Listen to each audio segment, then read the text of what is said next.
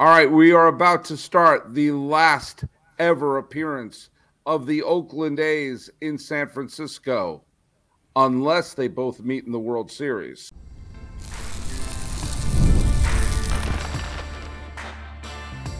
You are Locked On Giants, your daily San Francisco Giants podcast, part of the Locked On Podcast Network, your team every day.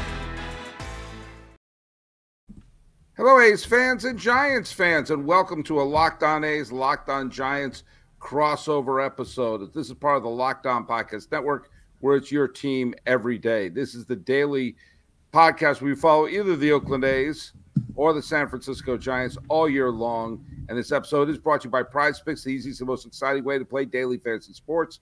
Go to prizepicks.com/LockedOnMLB and use code all lowercase Locked On MLB for first deposit match up to $100. I am the host of Locked On A's and the host of Locked On MLB. My name is Paul Francis Sullivan, but by all means call me Sully. I am not flying solo today. Along with me today is, that'd be you, Ben Kaspic. What's up, Sully? How are you, buddy? I'm well. Yes, we've had a flawless beginning to this particular episode. We've had some tech problems here. And that's kind of appropriate for both of these teams. It's funny, I've been to a Giants AAA game and a Giants Major League game in each of the last couple of weekends. I was in Sacramento last weekend where my phone fried because it was way too hot. And that's where the A's will call their home. But I watched the River Cats. And I saw Chris Bryant go 5 for 5 as a member of the Albuquerque Isotopes.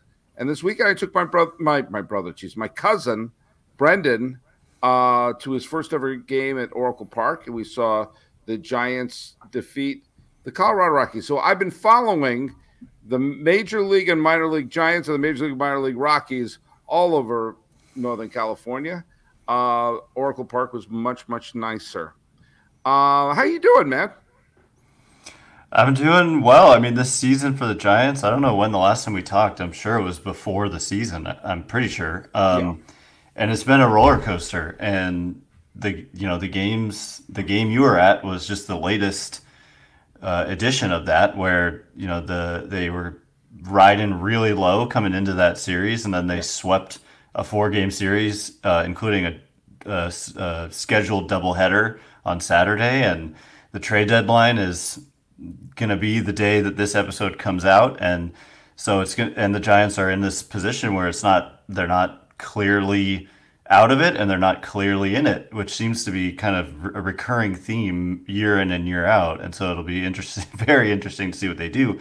Like if they sell, they've got some major pieces like a Blake Snell, so it's a very kind of nervous time to be a Giants fan. It really is like Schrodinger's cat right now in San Francisco, because as recently as June 18th, the Giants were a playoff team. If you woke up in the morning June 18th, the Giants were one of the wild card teams. And then this last month has been weird. It's just been weird because there's sometimes they look very good, and there's sometimes they look like they should sell.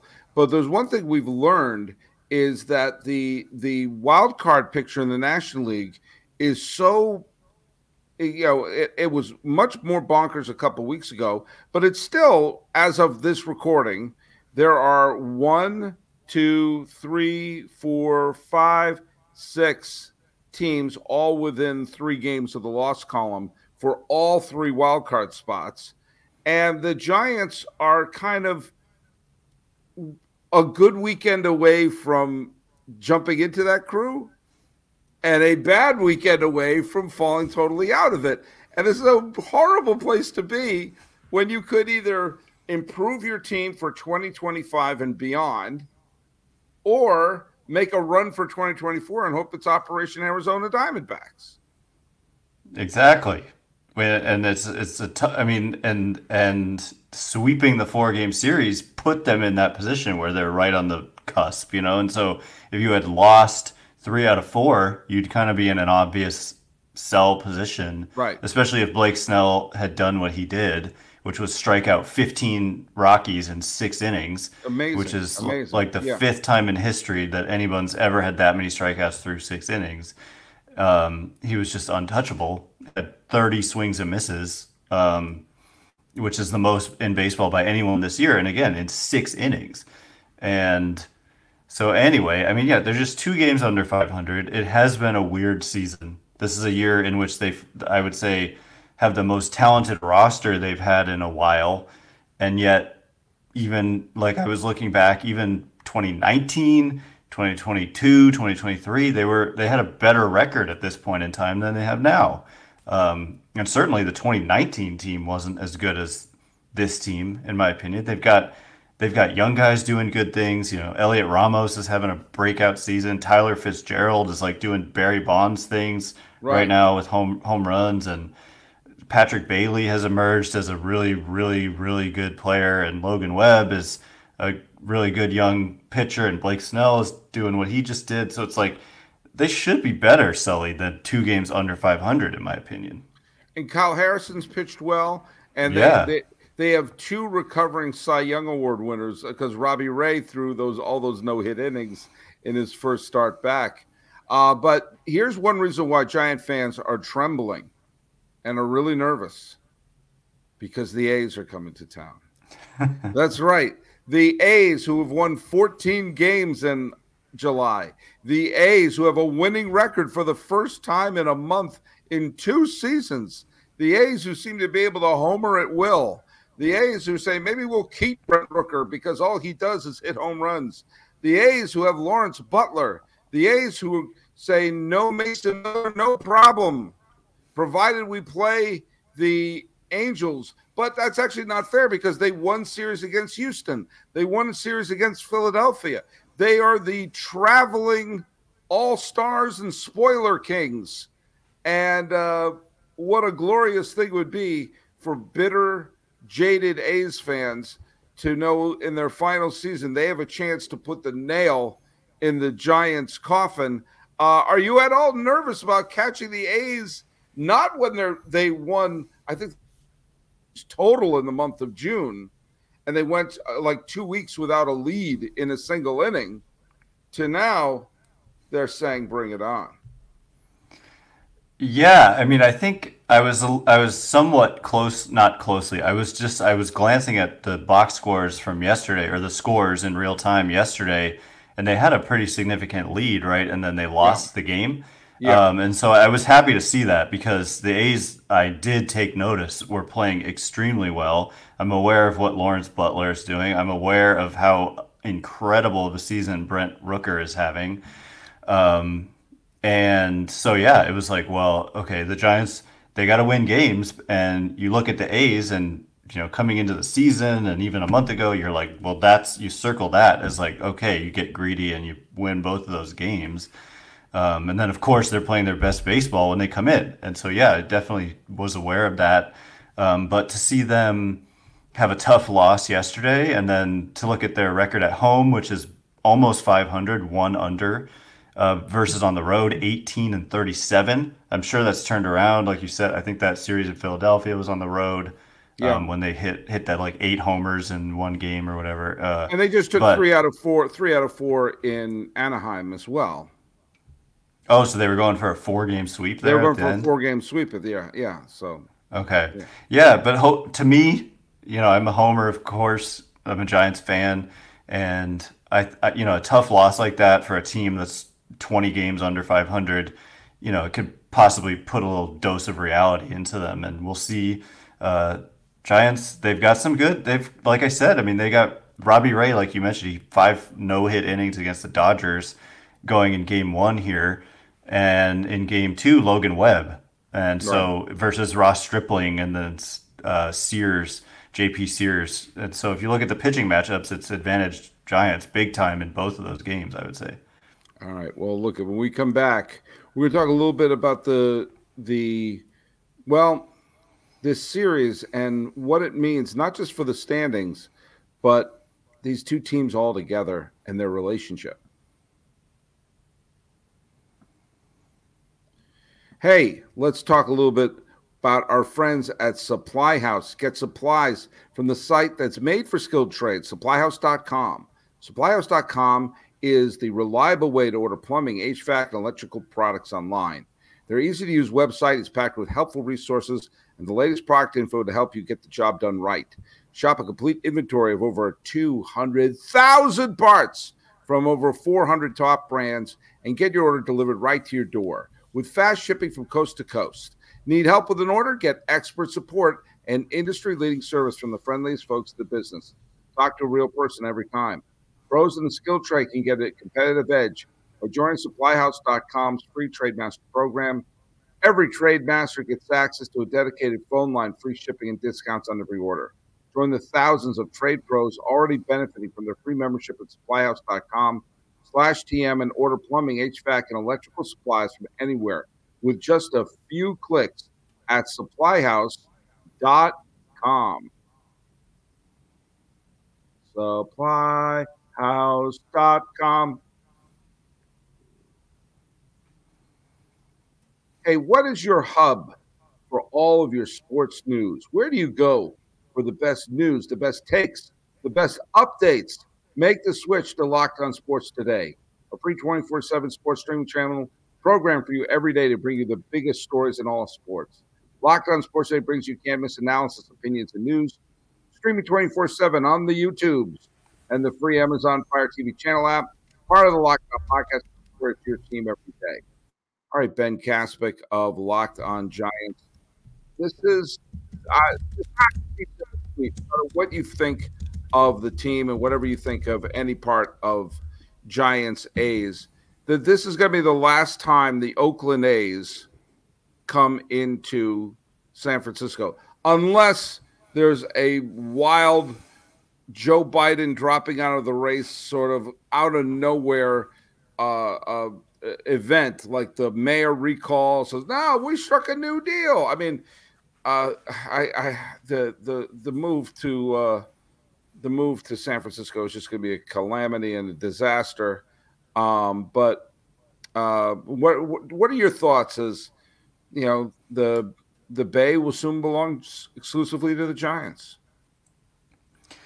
I think, like, honestly and fittingly, perhaps, I haven't given it much thought, and that's kind of been like this season. You know, when it was going on, when all this stuff with Vegas was first happening, and then I even watched like the council meetings that they were having to approve or not the plan for the A's to relocate. The plan. Yeah, I mean, like the funding, whatever I watched, it was boring, but I watched it because the funding, yeah. Sorry. But like, that's just classic. I think the A's, your listeners are not going to like hearing this, but I copped a resentment that I've never let go of when I went to an A's playoff game, rooting for the A's, but wearing this hat I'm wearing now, a Giants hat, because that's my team. But they were playing the Tigers. It was Verlander on the mound, and I was cheering for the A's, and the A's fans were nasty to me. And so anyway, they consider it a huge rivalry, I think, with the Giants, and I think Giants fans don't. And so, so that being said, I've always been of the mind that they belong in Oakland, and that they've always been in Oakland my whole life, and well before my lifetime even. And I hadn't thought about it, and it is sad now that you bring it up that this is the last time they will come here as the Oakland A's. I mean, when the schedule came out for 2025 and there was this ATH on the schedule, I was like, who the heck is that? It was like Athens? There's a team in Athens? What is it, like? I thought it was a typo, but no, it's just athletics because they're going to be in Sacramento, and which is super weird. And also, notably, an upgrade, I think, over the Coliseum, which is telling about the situation. Well, kind of. I've made that. It's still a minor league park, but yeah, and here I can share some of this here with you. These won't be the best quality here, but let's take a look at that for a second, shall we? You see that picture? You see all those empty seats? That was around the 5th or 6th inning of a day where there was actually a bunch of people at Sutter Health Park on a July day because it's so hot that nobody can sit in the seats. In fact, when I did sit in one of those seats, an usher came up to me and asked me if I was okay. I'm not kidding. And they want to put 15,000 people in there generating body heat while sharing the stadium with the River Cats. I think I mean, you think it's embarrassing. I know A's fans have heard me say this before, but you think it's embarrassing seeing the Coliseum empty. Wait until the minor league park's empty. Because I've said this before, I've said it again. The novelty of an A's team playing there is going to wear off. They're ashamed of their playing in Sacramento. They're not calling themselves the Sacramento A's, so it's not like they're representing Sac Town or something like that. And they're going to be playing. If you're going to see a ball game, you might as well see the Giants farm team because it'll be cheaper. And it's too bloody hot there. I think it's going to be a calamity. And I could tell you. Let me just say, when my family moved out here from Massachusetts to the San Francisco Bay Area in '87, which was a good time to arrive here as a baseball fan. I arrived here in time to see the Giants and Cardinals NLCS, the A's winning 3 straight pennants. I was here for the Bay Bridge World Series, which obviously was wasn't a highlight in baseball history. But it was a great time to be a baseball fan here. When I was here, it was the Giants who were the team that were looking for a way out because they were in Candlestick and the Coliseum was rocking. But there was a nice back and forth. It wasn't the nastiness of Cubs, White Sox, or Mets, Yankees. It was more of a friendly rivalry. And you saw some of those divided hats and everything, and people doing like what you did, showing up to Oakland to cheer on the A's against Verlander. I'm going to find it really sad, not just from my own selfishness to always be able to see a game, but it's like there's a lot of history and a lot of goodness that is going to be removed, and it's being the last team. Like the Warriors didn't need to move to San Francisco. Now there'll be nothing in Oakland. That I think is the biggest, if you excuse the expression, the biggest kick to the balls of this whole thing. Yeah, I mean, I should clarify that I feel bad for A's fans, like truly to my core, because I can't imagine and just Oakland sports fans. If you were a Raiders and Warriors and A's fan, and to lose the Raiders and then the Warriors make that move, and then now to lose the A's, and A's fans are hardcore. I mean, it's kind of like when the Giants played at Candlestick. Like people who went to Candlestick were hardcore fans because it was, it wasn't a nice, cushy experience like it is to go to Oracle Park. You're going there for the baseball and to be kind of insane, like we've seen A's fans be when the team is good, and like the A's fans show up, and so they're good fans, and so I really want to be clear that, like, yeah, I didn't like the way I was treated at the Coliseum, but that's one little incident, and I know that they're just passionate about their team, and for them that is their big rival, I think. And for the Giants, we have the Dodgers, and that's just thought of as way more like, we think of the A's as like kind of a friendly rivalry versus more serious, whereas like the Dodgers are hated. Yes. So yeah, I mean, it stinks. It stinks for the fans because it's not fair. The ownership, John Fisher just kind of running that team into the ground is just a tragedy, really. And I don't have any optimism that as long as he's running things that it'll be any better anywhere else. And so stadium might be nicer in Vegas, but if they continue to operate like the way they've operated since he's been there, then it's going to be more of the same, and it might be worse because there's no history in Vegas, and so there's no attachment that exists now in Oakland. That's why I think it's going to be a disaster in Vegas. I mean, it's not like I think they wouldn't mind an expansion team. They embrace the Golden Knights, but that's because A, they were the first ones there. B, it was nice and cold inside. And see, they won right away. They were in the Stanley Cup Finals their first year. They won it all like 2 or 3 years after that. They haven't had a bad product on the field. And they were the first team to be a Vegas team. So the A's are going to be the third team. They're going to have the stink of the A's and the Fishers. And the novelty of, hey, let's go see this team, of which the majority of the people who live there are either transplants or Dodger fans. Why would this is going to be the Marlins all over again, where there are more Yankee fans than Marlin fans? Well, look, when we come back, we're going to have some final words with Ben Kaswick, and maybe we'll try to end on something positive. Heaven forbid.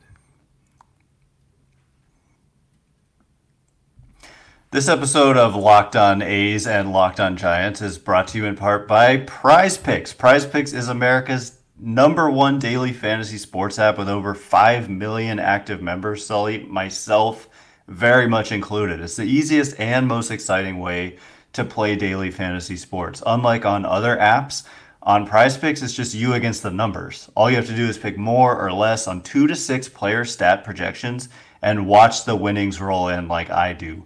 You can now win up to 100 times your money on Prize Picks with as little as 4 correct picks. You can turn $10 into $1,000. And if you're looking for promotions, this is one of my favorite things.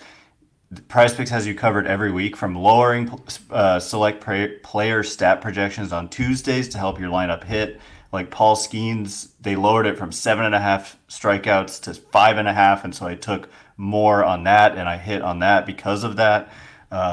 They just got promotions, including on Fridays as well, to get your entry fees back if you lose. Prize Picks is available also in the great state of California, which is another huge perk. So download the Prize Picks app today. Use code lowercase locked on MLB for a first deposit match up to $100. That's code all lowercase locked on MLB on Prize Picks for a deposit match up to $100. Pick more, pick less. It's that easy. By the way, he got 6 strikeouts, so I think you won. Congratulations, you're a winner. Hey, this is a reminder that Locked On has begun the first ever national sports 24/7 streaming channel. And by the way, you check that out. That's Locked On Sports Today. And thanks so much for making Locked On A's your first listen. For your second listen, here's where you should go. You should listen to me. I should be your first and second listen. Listen to the Locked On MLB podcast. That's right, me. I'm Sully. I'm here to give you daily national expertise. I got trademark humor. I've trademarked my humor, and I get you ready for the Major League Baseball playoffs here in the dog days of summer. Prepare for the Fall Classic with me, who has it all covered every single day. Whether you're an A's fan or an MLB fan, I'm available on YouTube or wherever you get your podcasts. I'm part of the Locked On Podcast Network, and I'm part of your team every day. Listeners and watchers, see if you can tell when I was surprised by the copy. I didn't know that. I didn't know I was promoting myself. I probably should have had you read that. All right. Well, look at Ben Kaswick. I hope you listen to me twice a day, because that's really the best way to do it. Sears versus Ray. Ray was taken out of a no-hitter. Ray, different Ray, not the one from Force Awakens, but the one who did indeed win a Cy Young Award for either the Blue Jays or the Mariners. I can't remember which. I think it was with the Blue Jays. And he is going to be pitching Sears. We're not sure what he's going to do. But what are your thoughts? If the A's win tomorrow and the Giants fall to 3 games below 500, do you sell? Oh, wait a minute. Sully, the deadline is before the game. Holy cow, that's right. I totally forgot. Holy Toledo. That's right. It. Giants are done. They got to make a decision now. Okay, so what do you do? Do you sell? Listen to my episode from today. No, I'm just kidding. But I did talk about it. My call, I don't like giving up on a season, Sully. I don't like when you're in it somewhat. Like if you're, 9 games back, I get it. Like if you've got a Blake Snell and he's doing what he's doing and you can get a really good return, I think you got to do it. But when this team is underperformed, I think a lot of people thought they would at least be in the hunt for a playoff spot. And they are, they are. They're just out of a playoff spot right now. But I think that it showed a lot about the character of their team, that they probably felt like they needed to sweep this series, and they went out there and they did it. And that's not easy to do. A 4-game series to sweep is not easy to do, no matter what team it is. And then a doubleheader, not easy to do, no matter what the team is. I say they kind of thread the needle. I say, like, you could sell some guys like a Michael Conforto on an expiring contract, some relievers. We've seen the reliever market has been kind of insanely good for sellers, giving up. The Giants have quite a few. It's funny, their overall bullpen ERA is not good, but they've got quite a few good. If you look at some of the individual performers in that bullpen, they've got quite a few good ones. And so, like a Taylor Rogers, for example, who's also under contract for next year, you could kind of clear that money and have it to spend on somebody else going into the offseason, get something in return. They've kind of had an ability to do pretty well in trades under this regime that took over in the 2018-2019 offseason. A lot of good trades, not a lot of bad ones at all. But they also have never aggressively sold. And so I don't see why they would now. Like, they had Bumgarner, they didn't trade him in 2019. Will Smith was at his peak as a closer, didn't trade him. Carlos Rodon, didn't trade him, And so I don't see why this would change now. 2 games under 500 when they're close to the second luxury tax threshold, Sully. So it's like they invested a lot in this team, and I don't see them just giving up because they're 3.5 back. And by the way, based on tonight's scores, they could be 3 back. They could be as many as 4 back based on what the Mets and Diamondbacks do tonight. I'm going to make this one bizarre thing to say, okay? Because I don't trust Doval. But I think the market for relievers is insane.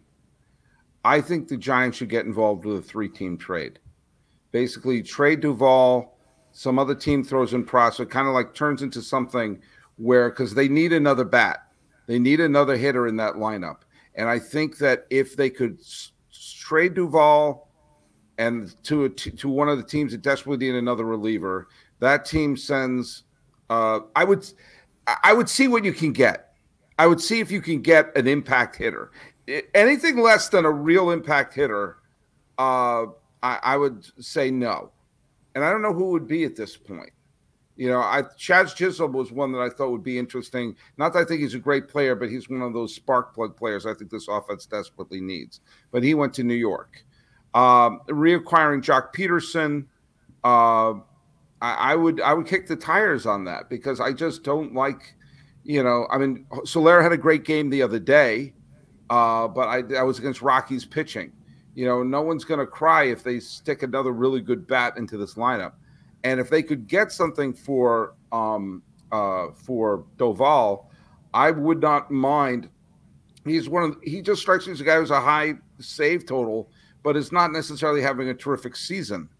And he's probably at peak value in one sense. But I would listen. But I think, because the teams that they're chasing, the thing that makes me excited for the Giants, if Robbie Ray is indeed pitching well, and Blake Snell is indeed pitching well, then all of a sudden you've got a pretty deep starting rotation, and you just need a couple of those teams ahead of them to collapse. And, well, the A's want to do something about it. Remember, this is also an A's podcast. I do hope they hold on to Brent Rooker just because he makes the games more fun. Unreal what that guy's doing. Yeah. Unreal. I think they're gonna trade Andujar. I think they're gonna trade like anyone who has an expiring contract. They'll siphon off. They're not gonna trade Miller because he hurt his own finger. Did my arm, but Rooker is under control, and because they're not going to be here next year, there's a little bit of what are we building for the future, and so I think you're not going to get back for Rooker what he's putting into the team now. And so I do hope they keep Rooker. I hope by the time this drops, I'm not saying he's traded to the Phillies or some crap like that. Mm-hmm. All right. Well, by the way, I I just have to say, I said the same thing about Doval on my podcast today, that he is a kind of dark horse trade candidate, and he's got 3 years of team control left. He's 27, career ERA 3.10. You could probably get quite a bit for him, and they've got some other guys who I think could close, like Ryan Walker having a phenomenal year. Yeah, absolutely, absolutely. I would feel more comfortable with even throw Tyler Rogers or Ryan Walker in there to close, and you get what you get if you can flip Doval to bring in a quality bat into that lineup. That might be exactly what they need. Yeah, like a current major leaguer with upside versus like prospects. Right. Yeah. Well, that's why I said a 3-team trade. Like you trade him to a Doval to a team. Oh, we need a closer. We'll send the prospects to this. We'll send it to a hitter to the Giants. Yeah. One of those sort of things. We'll see. All right. Well, Ben Katzwick, where can they listen to Locked On Giants? Anywhere you get your podcast, and on YouTube, it's Locked On Giants, and then like parentheses San Francisco, because there is that pesky New York Giants team as well that exists. And what about Locked On A's, Sully, and Locked On MLB? Well, find us at Locked On A's on Twitter or whatever it's called now, and I'm at Sully Baseball on Twitter, Sully Baseball Podcast on Instagram, and according to my ad copy, you got to listen to me again. This is not enough. Well, look at talking about the final Bay Bridge series, at least towards Oakland. This has been a Locked On A's, Locked On Giants crossover. He's Ben Katzwick. My name is Paul Francis Sullivan. Please call me Sully.